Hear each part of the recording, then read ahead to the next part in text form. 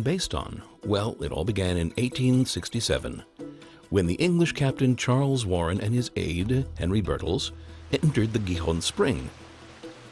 They crawled for about 20 meters, when suddenly they discovered a breach in the wall, and behind it, the bottom of a vertical shaft that reached a height of 13 meters.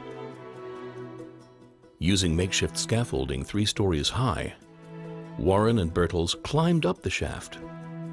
Here at the top, they found the rest of the system, a hidden subterranean tunnel, long and winding, rising steeply into the city.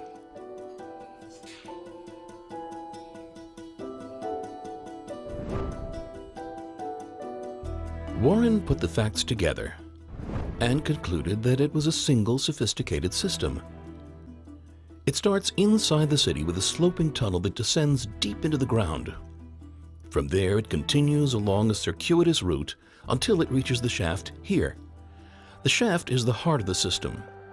Using a pulley connected to a ring stuck in the ceiling of the shaft, they could lower and raise a rope with a bucket or water skin and draw water from the shaft. For years, scholars tried to figure out who was behind the unique water system. The advisor to the king has a different idea. Digging a subterranean tunnel, the spring water would be channeled to the base of a deep shaft, formed in the stone. The excavated tunnel would also pass through the stone until it reached the top of the shaft, where the city's inhabitants could draw water safely. The enemy, on the other hand, would have no access to the tunnel. The shaft's high vertical walls would be an insurmountable obstacle. The king is pleased. The advisor breathes a sigh of relief, and the project is off and running. The vertical shaft which Warren climbed was the heart of the ancient waterworks. And then, along came archaeologists Ronnie Reich and Eli Shukron. And Shukron found remnants of a massive tower that surrounded the Gihon Spring on all sides. From the ruins, Reich and Shukron recreated a massive system of fortifications at the foot of the city wall from the Canaanite period. It included a huge tower and a water conduit, the Canaanite conduit, which channeled the waters of the Gihon into a rock-cut Canaanite pool that was discovered nearby. From there, the water was channeled southward to the Shiloach, the Siloam pool, which was unprotected at the time. It turns out that the Gihon Spring, which everyone thought was unprotected, possessed impressive defenses. But just a minute. The tunnel protected the water drawers as long as they were underground. But what protected them when they came out to the exposed slope on the way to the fortified spring?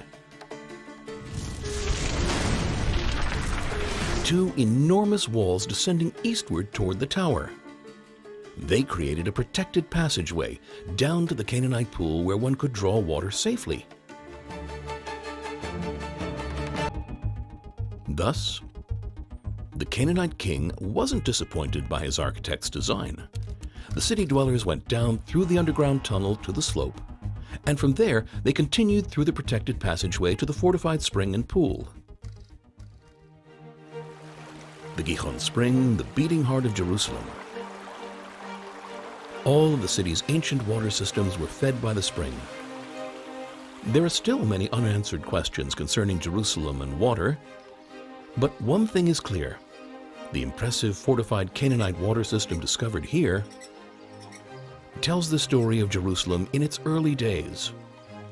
It sheds light on the rich, developed Canaanite culture in the times before the Israelites entered the land of Israel.